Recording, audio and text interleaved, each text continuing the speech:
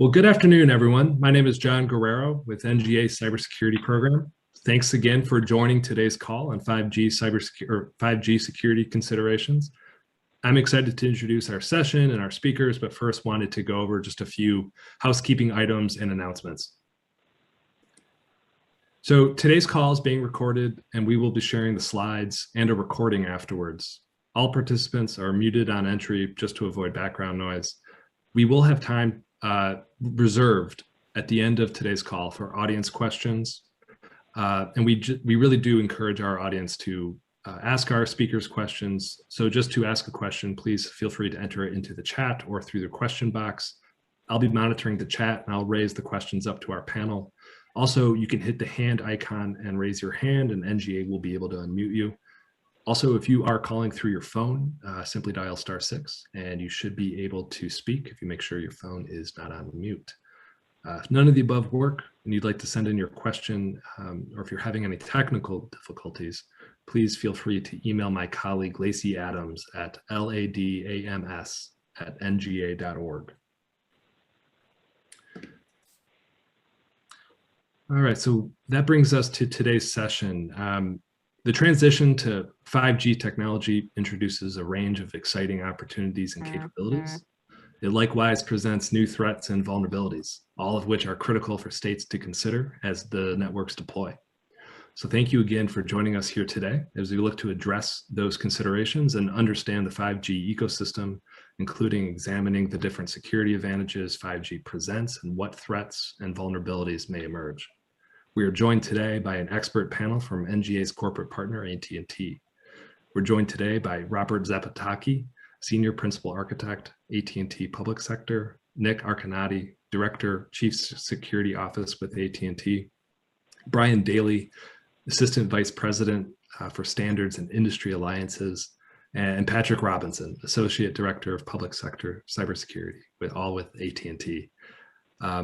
So up first, we'll dive into an overview of 5G security, and then we'll transition into a roundtable discussion with our experts, and we'll conclude today's call with dedicated time for audience question and answer.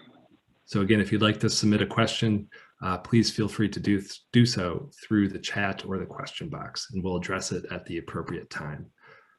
Well, thank you, and thanks to our panel for joining us today. And with that, I'll turn it over to Robert Zapataki. The floor is yours, Rob. Hey, thanks, John. I appreciate the opportunity to speak with this group. Really looking forward to our discussion today. First, I'll introduce myself and we'll have the panel introduce themselves as well. Bob Zapataki. I've been with AT&T for 23 years. I've supported our enterprise organization and our public sector organization. And currently, I'm supporting our federal organization for AT&T's 5G and edge services portfolio. Okay, Nick, go ahead. Thanks, Bob. Nick Arcanati. I'm in the Chief Security Office at AT&T, and I'm a Director of Mobility Network Security. And my scope ranges pretty much from the RF side between a device and a network, all the components back through the back to the internet, if you will.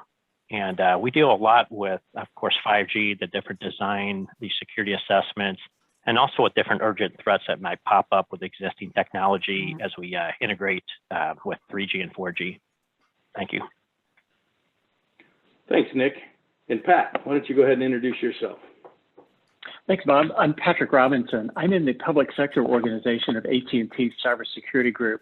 My organization helps state governments and cities and counties and higher ed solve today's problems in and around cybersecurity. So this area we're talking about today is one of those critical elements that we work with on a daily basis. Awesome. Thanks again, Pat. And Brian, I'll hand it to you for introduction and to kick us off. Great, thanks, Bob. So my name is Brian Daly. I'm the Assistant Vice President for Standards and Industry Alliances within AT&T in the Chief Technology Office. I've been involved with standards for about 25 years now, and of course, a big part of standards includes security and the ability to provide security in a standardized manner across different technologies.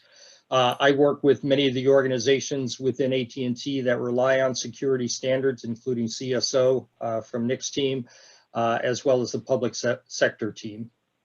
So let me kick off today's session by starting with access to high quality, affordable broadband unlocks access to commerce, remote work opportunities, remote and improved education, telehealth, intelligent architecture, and more.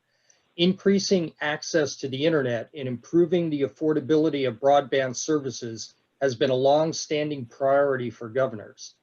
The COVID-19 pandemic has added an immediate urgency to provide internet access so that people can continue to work, attend school, and access critical services virtually while abiding by telework requirements, required distant learning, and stay-at-home orders necessitated by public health guidance.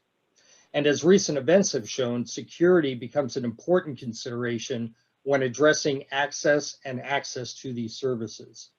This discussion will focus on 5G security advances that governors should be aware of as broadband policies are developed. And for that, let me turn it over to Patrick, who will begin the discussion. Hi, Brian, thank you very much. I'll start off with a baseline of where we are and how we got here, and then Nick Arcanati is going to pick it up from there. So first, I'm pleased to be here as part of the NGA audience today, talking about insights and visibility into 5G and security. The process to create something like 5G requires literally millions of things to go perfectly. And while we face challenges along the way, ultimately when 5G works, you just plug things in and they work. As you see from left to right, IoT devices, the RAN, the mobile edge, and a new elevated smart core all operate seamlessly together, and they do so securely. We imagine and then we create a faster and more nimble and more secure network as we evolve into 5G. John, let's move to the second slide, and I'll touch just a moment on what we learned. So as we went through the 5G evolution, we surveyed a sample of the constituency to discover what they thought 5G might do and what it might become. As you can see here from the slide, clearly enhanced security was a central theme to 5G. In fact, almost 3/4 of the observers here recommended that medium to high or high priority was where security ranked in the future use and adoption of 5G. This helped frame the concerns for the constituents and the development of the 5G network. So let's move to the next slide, John, and we'll talk a little bit about the results of the survey. The slide type is a little small here, so I'll recap it verbally, and then we'll pass it to Nick to talk about this in a little greater detail. Keep in mind that this was a snapshot in time, and this is what a combination of what we wanted to know and what our audience wanted to tell us. Because the chart data is somewhat small, I'm just going to review some of these, but not all of them. You'll notice the first concern, though, was a general concern about a larger attack surface because more devices were going to be connected to 5G than ever before in any other network platform. The second concern was a greater number of devices connecting to the network itself. In a older world, we would have paid careful attention to all the devices that attach to the network. In the 5G world, the number of devices may scale beyond our ability to do so. And that brings us to the third concern, and that was IoT. There was a concern about the sheer number of IoT devices that would connect into this new, large, faster network. So this was another concern that the audience had and a question we wanted to lean in on. The sixth item on our list here was the security impact of automated changes to the network. If we have more devices than we ever imagined on a faster network than we've ever used before and more distributed workforce, how are we going to manage the security impact of that if we begin to automate some of that? So another legitimate concern of our audience. Seventh on the list was uncertainty about the location of workloads. Again, this 5G network enables computational capabilities we never really envisioned before, and our users were going to take advantage of as their workforces began to expand, as the devices began to expand. So rather than go through all of the individual devices, I'll just skip through down to number 14, concerns about use cases and threats of still unknown. It's a very common fear in the world of cybersecurity, the fear of the unknown. We don't know what we don't know. So that's a legitimate point for us to talk through as we work through the framework and the structure and the design of the 5G network. So Nick Arcanati, if I could, I'll call on you from here, and you can pick up with the audience and begin and continue the discussion on how 5G looks today. Okay, thanks, Patrick. And thanks, everybody, for your time today. So to address the concerns raised in the survey, let's go ahead and begin on the next slide. We'll take a look at some of the foundational pillars of 5G. And I want to begin with the core, with the 5G core in the middle. So with previous generations of wireless, we've seen physical network elements connected together, whether it be with fiber or other connectivity, and that span the nation.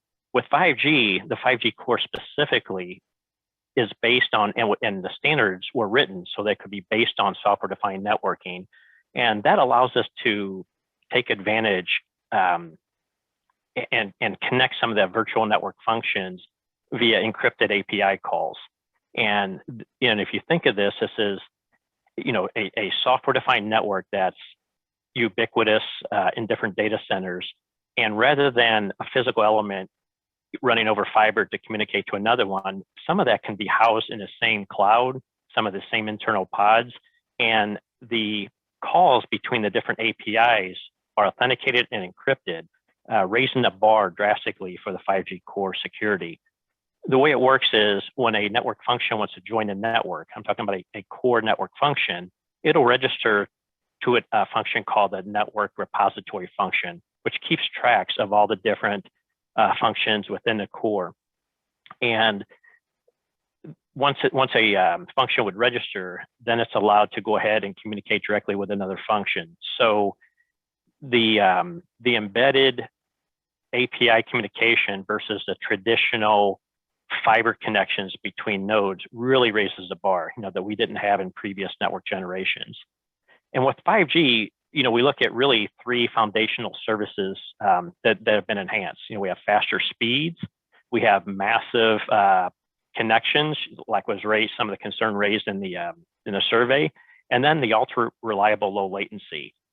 And the RAN itself, we introduced new radios, and we also separate out signaling and control planes to address, faster speeds and massive connections. And then the ultra reliable low latency, we have a new, I'll call it security domain. We call it the 5G edge, which is a new architecture to move network functions closer to the end devices. And that really helps to reduce latency. And in some cases, with the radios helps with the speed as well. With the 5G edge, by keeping the data flows, in some cases, depending on the enterprise customer demands, we can place components that used to be traditionally in the core, we can place them out on the edge, and even in some cases on an enterprise premise. And the value there is, from a privacy standpoint, we can keep the enterprise data on the enterprise network and never traverse a mobile network. We'll take a look at some of these other enhanced features on the next slide. We're going to dive into a little more detail on each one. So with that, why don't we go ahead and flip slides here. So on this slide, a couple of the big points here are around the software-defined networking being a distributed model.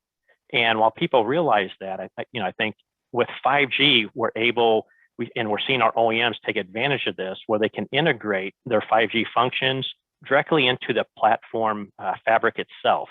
And what I mean by that, if you look at some of the technology that has built-in data collection and event messaging, rather than the network sending security events out to a security event management system, to process events more on ancillary type systems, a lot of the processing with 5G and threat analytics can be performed actually right up in the edge, right out on the 5G edge network.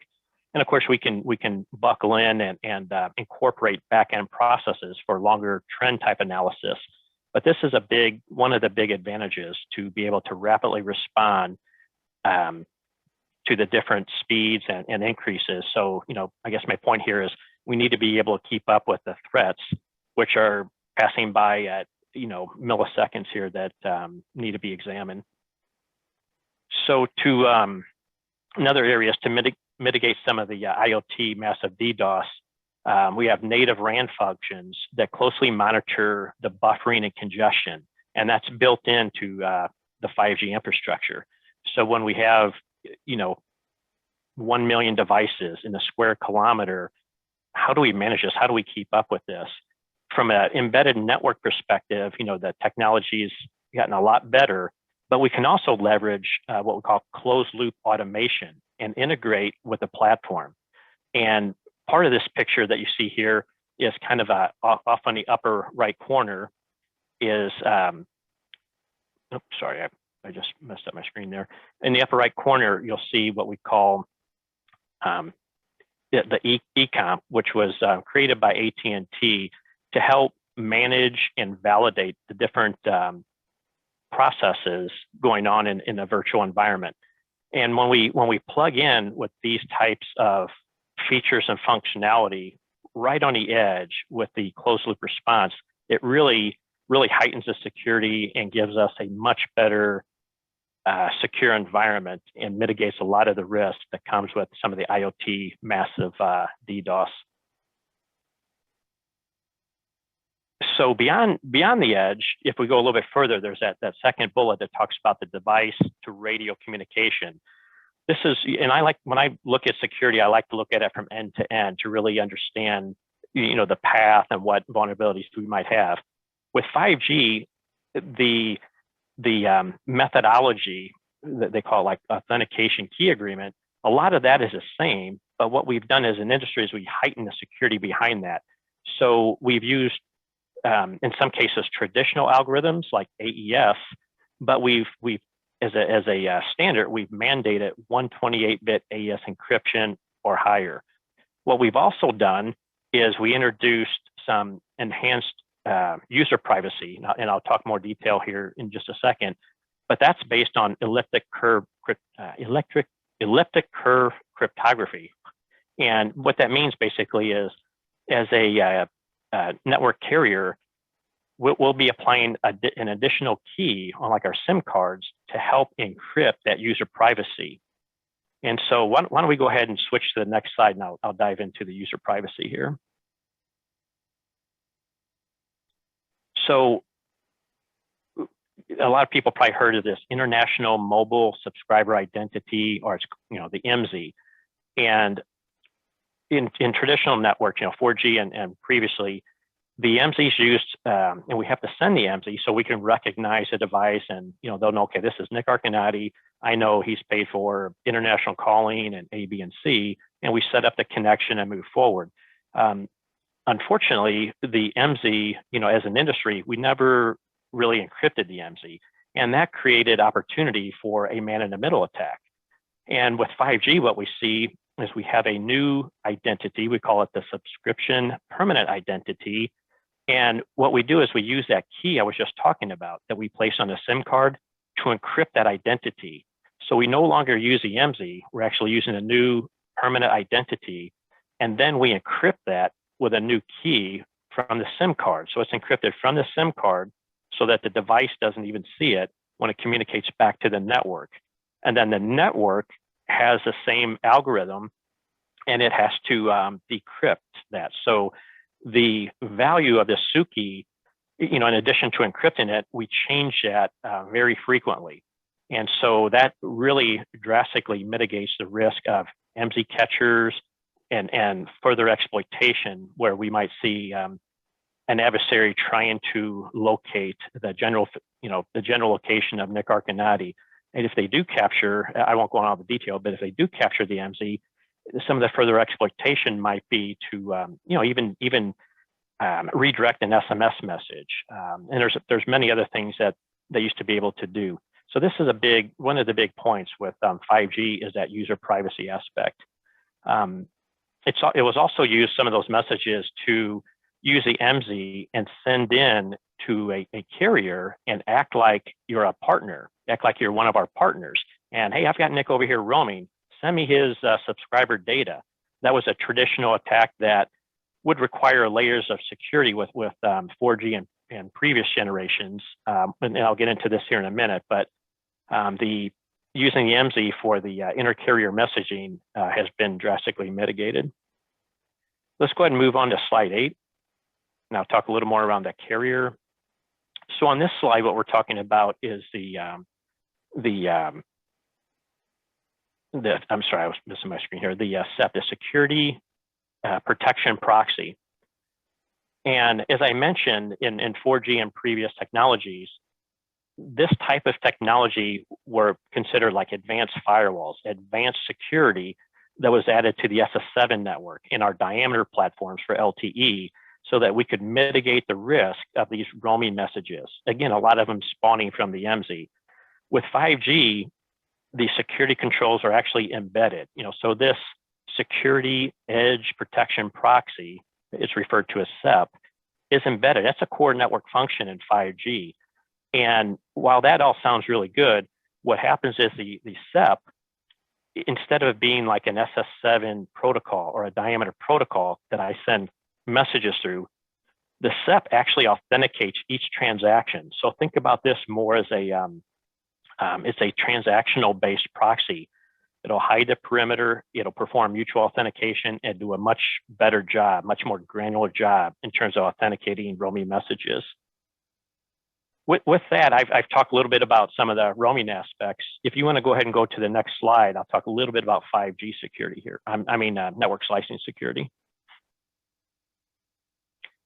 So with network slices, a lot of people probably heard about 5G and network slicing and the ability to do segmentation for different networks, different customers. Part of the beauty here is that the segmentation, not only does it actually help a carrier utilize resources better, but it also helps secure user traffic. It also allows us to apply specific controls. If we have a certain customer with maybe their connected car and they need certain quality of service, there are standards here. There are 4 standards, and they line up as they are on the slide. You can see the 4 slices there. Those are honored globally among carriers. So if we mark something, if carrier 1 marks something with a value of 1, what they call a slice value of 1, it's honored as it goes to another carrier.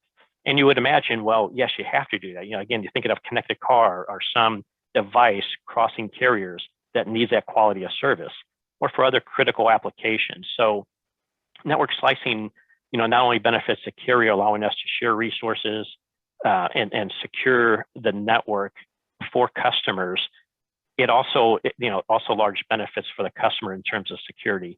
We do need to be careful though, at the end device could be connected up to actually 8 simultaneous slices. And if we go to an extent to secure slice 1 and give it certain priorities, and we give different priorities to slice 3, a device connected to 1 and 3, if it becomes a gateway of sorts, that type of functionality, we really need to protect both slices. So we have to look at it from that angle as well. Let me think here. I believe we covered most of the key points here on this slide. So if we want to go ahead and move over to the next slide, I will try and summarize a little bit of what I just mentioned here. So 5G is going to support millions of devices, and we're planning for a large increase, opening up the door to a lot of the advanced services that Brian mentioned. We do have a lot of security threats that we're working on. Some of the newer ones, like IoT management. If we have, whether it be smart meters or some IoT management infrastructure, whether it's intentional or unintentional, that management infrastructure may ask thousands of devices to restart at the same time. Maybe they do a software upgrade or whatever it is. That impacts our network, and so we need to be prepared for that. So again, one of the preparations is embedded congestion and control within the network itself, coupled with some of the closed loop responses that we have. and some of that goes into ORAN, you know, the Open RAN Alliance, and then also with like RAN intelligent controllers, that kind of thing. I think I also mentioned around the 5G network, you know, working in concert with some of these closed loop processes.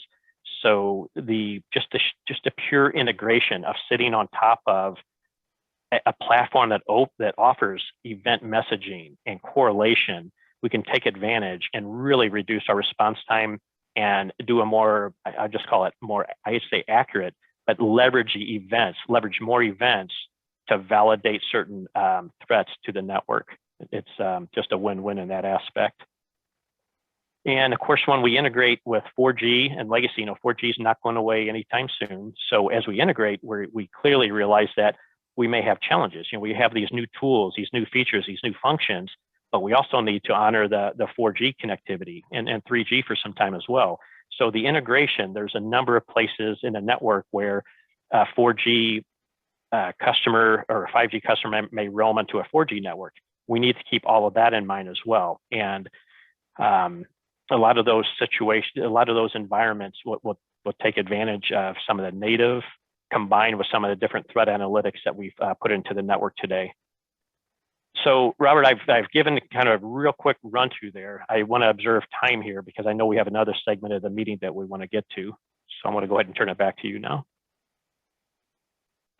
All right, thanks, Nick. I appreciate it, and Pat, appreciate you all running through that. I did see a question. I had responded in text, but basically the question is, could you describe the backhaul aspects of the new 5G network and the type of data it will carry? The response that I had provided was that generally speaking, you're talking about a larger throughput, higher bandwidth requirement, and then additional technical specifications that include things like integrated access backhaul and non-terrestrial networks are really some of the changes that are going to affect backhaul. I'm not sure if that's the question, if that answers the question, but certainly feel free to provide some additional feedback on that. I'm going to go ahead and start the roundtable portion of this.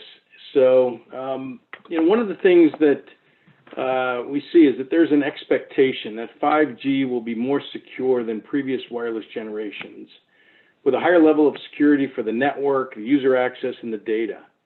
And so I'm going to start with you, Brian. Can you speak to how those expectations are going to be met?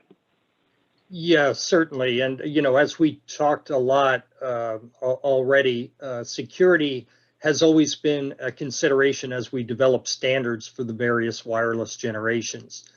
And in 5G, as we began with the vision of the use cases and mission critical services that will use this technology, it was clear to us that a high level of security needed to be built into the overall 5G architecture.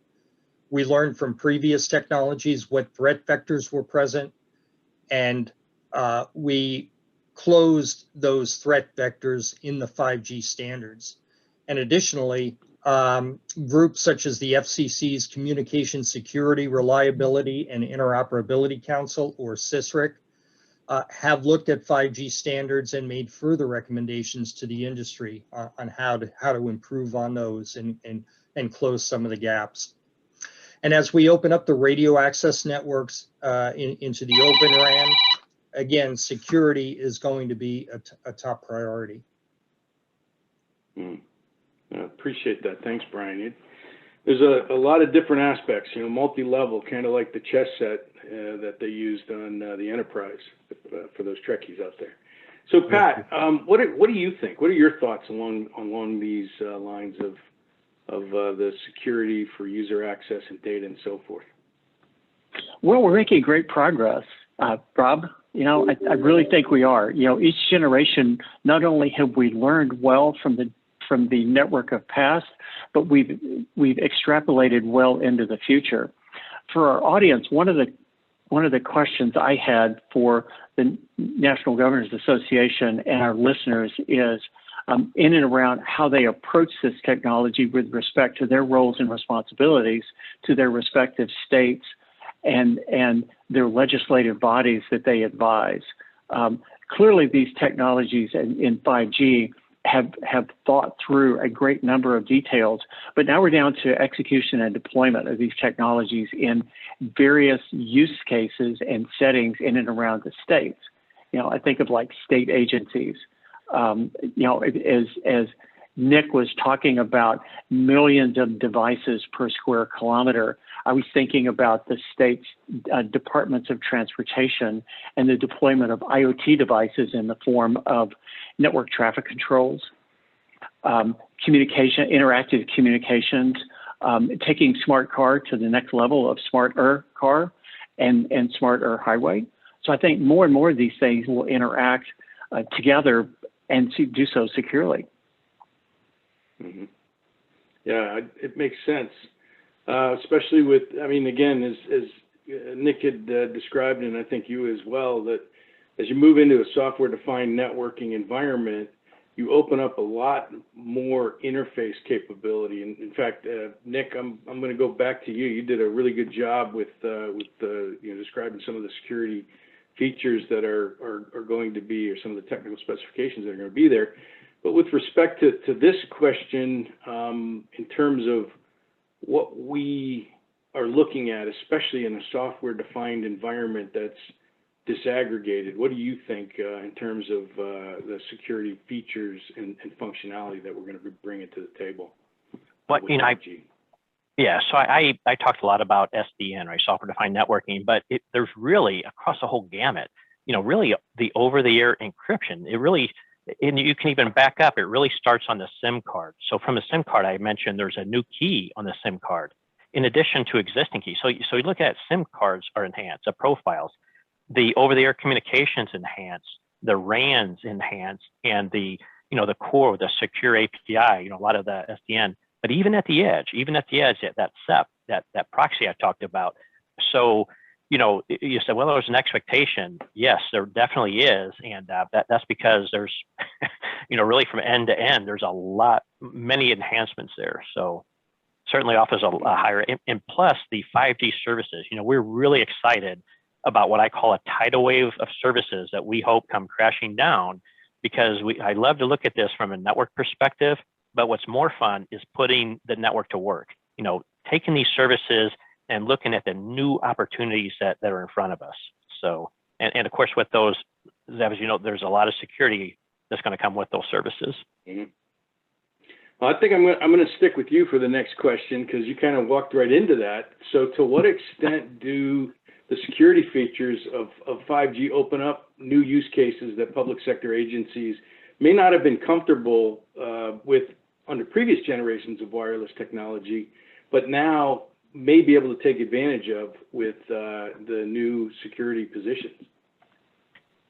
So a couple areas on that, and I'm going to go back to the placement, the 5G edge. So because I want to try and address the question straight on what might be new for this sector. The ability that we haven't done in the past, the ability to place some of the core functions closer to the enterprise, closer to the user. And from an enterprise perspective, we're seeing people asking, they have manufacturing plants, or, they want to replace local LAN connections with 5G. You hear a lot about things, say, well, are people really doing it? Yes. We've got a lot of business right now where people are doing this, and the ability for them to uphold privacy. We have technology today, and this is industry-based, where we can keep enterprise data on the enterprise network. We also take that a step farther and say, well, how many components can you put out on my network? Well, I think a lot of people have heard of private 5G, right? We can pretty much bring up a full core, a full 5G network. I shouldn't say core. It's really from radio all the way on through the core onto a customer premise. And there's different reasons behind that, different use cases. One plug I want to make, though, for me, I think about, when we put our first public branch exchange system into an enterprise, everybody had phones on their desk, and now all of a sudden you look in their back office and they have some telco gear. To me, this is, maybe I'm wrong here, but it's just like, okay, here's history repeating itself again, I think, with 5G. So. That's a really interesting perspective. So Pat, what do you think along those lines? Do you see really just kind of a tidal wave, or additional services and capabilities now with the new security position that we're looking at as you move forward into a new radio world, right? The next generation core? I do see a tidal wave because the devices in question now are markedly less expensive than the wave of old school classic IT devices that you and Nick and Brian and I first experienced in our early days in this business. So now we have many, many more less expensive, maybe single function devices, like a pressure sensor, a water flow sensor, a traffic light, a directional sensor on tollways. We have a serious problem where I live of wrong way drivers on tollways. So a directional sensor on a tollway is a life-saving technology, and it's relatively inexpensive. So I see tidal waves pretty much to the upper limit of whatever the budget is that's available. I think we'll see it being spent. Mm-hmm. A lot of different capabilities, that's for sure. Yeah. Brian, same question. From your perspective, especially in kind of the policy area, what is your take on what you're seeing, especially as you see it from that sort of a policy kind of view as well? Yeah, I think from the policy and standardization aspects, again, we've really put a lot of focus into security. And we understand that 5G brings us new use cases, new devices that we're going to see on the network. As Pat just mentioned, the IoT devices, we're going to see those applications everywhere. And there's going to be millions of those devices potentially sitting on our networks. And because of that, we really have to have that focus on security. We really need to pay attention to what security threats and vulnerabilities are out there and close those threats, through standardization, through different operational aspects that we can put into our networks to try to address and counter those vulnerabilities. Mm-hmm. Okay, thank you. And I'm going to stick with you again, kind of a similar line of thinking. I know it seems almost, but so what effect do you anticipate 5G will have on policy in general going forward? So think of, from the public sector perspective, the different policies that they're looking at from a security standpoint, from an application perspective. I mean, even things as, that hit us as impactfully as work from home. Not that long ago, 4 years ago, 5 years ago, work from home was a very rare thing in public sector. Sure. Yeah, I mean, it's had a tremendous impact. I mean, if you would have asked me this question pre-COVID, I would have answered it differently than I would now. Now we're seeing, a greater and an increased move toward everything, telework, telemedicine, you name it. And while that trend was happening, COVID-19 just threw us into it, right? We had to accommodate all of those because of COVID-19. But now that we're into that, we're being able to accommodate, the different types of teleservices that are out there, and we're seeing what type of security needs have to be addressed with those various services. When you think of telemedicine, certainly you think of privacy, you think of some of the rules around, the privacy aspects of telemedicine. When you think of telework, again, you're thinking about, being able to support a workforce that may require different levels of security from their home VPN environments. And all of these have to be addressed by policy, whether it be a corporate policy, a state or federal government policy. We need to start addressing these, because I think this is the wave of the future now that we're here. We're going to be seeing, tele everything from now on. Mm-hmm.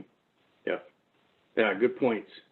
And so, Nick, on your end of it, being part of CSO here at AT&T, and obviously working on and developing what the solution or what the service is as we deliver it, what are the thoughts that you think about from that point of view as a, you know, in CSO around policy and how 5G will affect policy? So I go back to our security requirements, and you know we're constantly looking at the threat landscape, right? I mean, literally, in CSO we have meetings every morning around the threat landscape. What changed yesterday? We have those every day.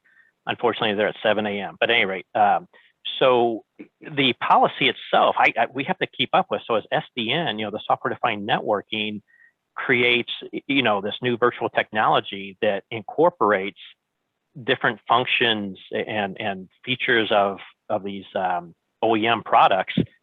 How do we address that? Because some of our old policy and requirements don't work. In fact, some of our traditional security tools, you know, for auditing and running checks and balances, they're challenged.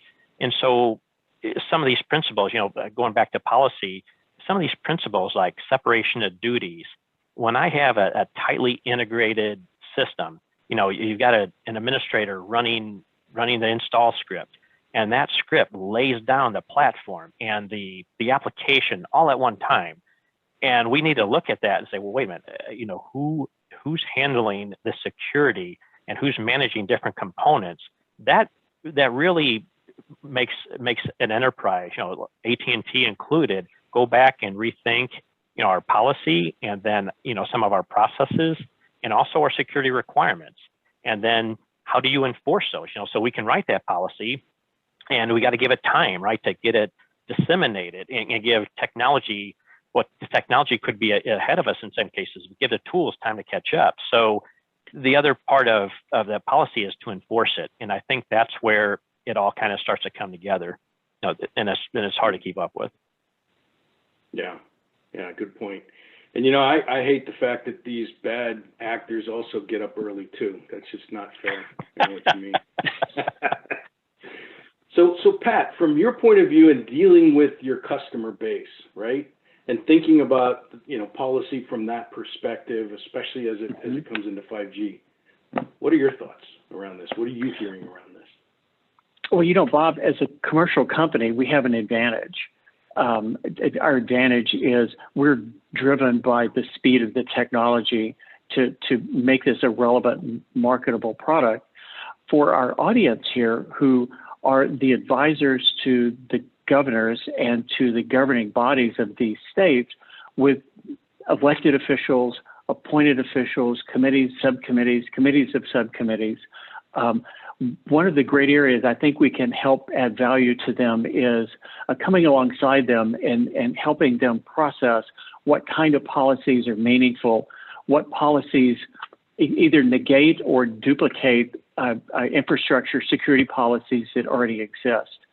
I think these will be areas where the developers and inventors of 5G can help the governments understand where they need to regulate and how they need to regulate.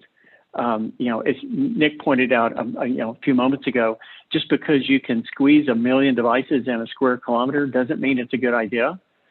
Or what it may mean is some agency's going to shove 1 million devices in a square kilometer and shut all the other agencies out. So the fight begins, agency to agency, over who gets to use that square kilometer. So I think those are areas where AT&T can come alongside the members here at NGA and help them see what we see, and then we can help them think into some of these policy decisions that will be coming up either right now in their legislative cycles or in the upcoming legislative cycles. Okay, awesome. Really good feedback. So, you know what, John, I think, you know, I do have, you know what I'll do? I have one more question, but I'm going to ask for quick answers from everybody. And so that question is, how can, and this is topical, right? How can 5G improve security for critical infrastructure and IoT and smart cities applications? So let's do this quickly, and then we'll get into Q&A. And Brian, I'll start with you on this one. Sure, yeah. So yeah, I think Nick has already talked about a lot we've already done to improve security for 5G for any mission critical applications. And as you know, you've stated, the bad actors are going to get up at 7 a.m. or they're going to get up at 6 a.m. to try to try to find new ways to attack our networks. And thus we can't put our guard down. Further understanding of the use cases and potential threats to critical infrastructure and IoT applications are going to assist us in furthering the development of security, both in the standards as well as the tricks we put in our networks to help identify those security threats that connect our applications and devices. Okay, thanks. And Pat? Brian stole all the good points. I'm struggling to come up with something better, but the 5G enables a much faster path from the consumer of technology to the critical asset that provides that technology. Databases, resources, web content, all manner of things. So we can get from point A to point B much faster and perhaps more directly than we were able to in technologies past. Mm-hmm. Okay. And Nick? So real quick, I would just say private 5G, so private 5G networks for critical infrastructure, and also the slicing, some of the segmentation that we can dedicate. Here's your own slice, nobody else is on this slice. I would focus on those two as a quick answer. Mm-hmm. Okay, yep. Perfect. Thank you very much. All right, so that kind of concludes our section on the roundtable piece. We're open for Q&A. I was looking at the bottom. I didn't see anything specific in Q&A. Are there any live questions that anybody wants to ask? Thanks, everyone. Yeah, I would just reiterate what I said at the beginning of the session today, that if you do have a question you want to ask our panel, feel free to submit it through the chat box or through the question and answer box, or raise your hand, and NGA staff will be able to unmute you. But kind of in the meantime, as we're waiting for some audience questions to trickle in, I just had a really kind of a quick non-technical question for the panel here. In your opinion, when do you think the full implementation of 5G will be complete? And then kind of similar to that, I guess kind of the follow-up would be, when does the exploration of whatever's next, is that 6G? When would that begin? And if it hasn't already? And then I'm just trying to think, as we're kind of balancing the transitions into 5G and potentially whatever generation is next, will there be kind of that gap across the country, especially maybe we're thinking urban and rural divides over maybe some districts or jurisdictions are on 3 and 4G and some are fully implementing 5G. And is that something that you would foresee occurring? And I guess what does that look like? There's actually several questions there. But yeah, so I'll take a kind of a quick shot and turn it over to everybody. So there's already discussions on what they call Next G happening now. I believe, and I don't know all of the details, Brian probably has some more of the details, but I know that we are waiting for the standards body 3GPP's release 17 to come out. That's their next release in the technology specific to 5G. I don't know how many more iterations there are before they move into 6G, but I do know that there's still a pretty significant amount of I'll say time frame left in what we're looking at in the 5G space. So I think you're going to see that sort of transition now as we get in, move from LTE, 5G, and on continuing. One of the things I have noticed is this is probably the fastest uptake of any new technology that I have seen in my 23 years here at AT&T. I mean, you're literally seeing technology specification releases and organizations asking for these technologies immediately. So it's happening quickly. There's a lot of excitement about it. I think one of the biggest advantages is they finally, from a standards perspective, they finally actually defined a standards environment. In this case, it's dynamic spectrum sharing, where you're actually able to continue to use your spectrum for the new radio format as well as the old LTE format, which makes it a lot easier for both the carriers and also the users in terms of instead of having to allocate specific spectrum only to the new technology and start carving it away from the old technology, you can now have a much smoother transition and capitalize your assets much better as a business as you're moving forward, and improvements continue to happen on both ends. I'll yield the floor to whoever wants to go next. Yeah, this is Brian. Let me just continue on with your thoughts on the releases. If we look at the generations of technology, they've been on about 10-year cycles. So the next one is probably going to happen around 2030, and that'll be the next generation. And we're already in the research and development phases for that next generation. As far as the standards for 5G, Release 16 and the standalone architecture is really what you need to get the full capabilities of 5G security that we've talked about. Release 17 will build on that, and that'll probably be out sometime late next year. And then after that, we're already starting on Release 18 planning. So the 5G sequencing is underway and will continue. And at some point, it'll merge into a 6G discussion, probably later half of the 2020s. All right. Thanks, Brian. Pat, any comments, thoughts? Oh, John asked a question that's out of my pay grade, Rob. I'd have to get written permission to think out loud about it. But it's serious. The customers are asking, when can I get it? How can I deploy it? Where can I put it? And the answer is it varies across the 50 states. So that's best for people like Brian and Nick to kind of speak out on that. Mm-hmm. Yeah, if I could real quick. So one thing about 5G is we're seeing enterprises come to carriers, which is different than what we've seen previously, right? A lot of times those are on the subscribers, and we need to get out to subscribers and promote and do this kind of thing. 5G has been different. 5G has been enterprise rather than subscribers coming to carriers and asking for demos and wanting to get into pilots. So that has a lot to say, I think, based on the technology and the standards that are out there. That's been very exciting. Mm-hmm. Very true. And one of the things that kind of circle back, John, you had asked about, are we going to see it, out in the rural areas is essentially the kind of the way that you said it. And so I think the answer to that question is yes, understanding the way the technology works, especially when you're looking at your low band and mid band spectrum. Those are going to be your better technologies or better spectrum for reach out in rural areas.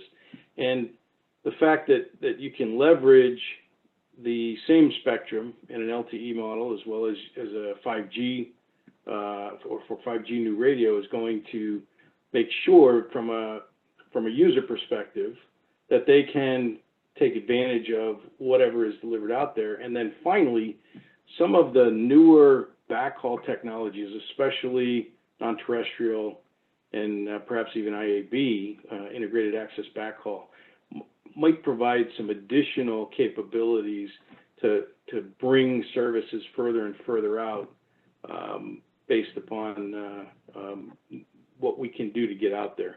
Understanding that most networks underneath a mobile network is a very large fiber network. So the way to extend it is to leverage not only the fiber that you're putting into the ground. We're leveraging FirstNet as we deliver FirstNet out into rural communities. We're putting our network out with it, the commercial network out with it, but other technologies that allow you to use things like non-terrestrial networks as a backhaul capability, or integrated access backhaul where you can leverage the radio infrastructure to provide some backhaul connectivity, will help to get more and more coverage. All right, thanks. Any other questions?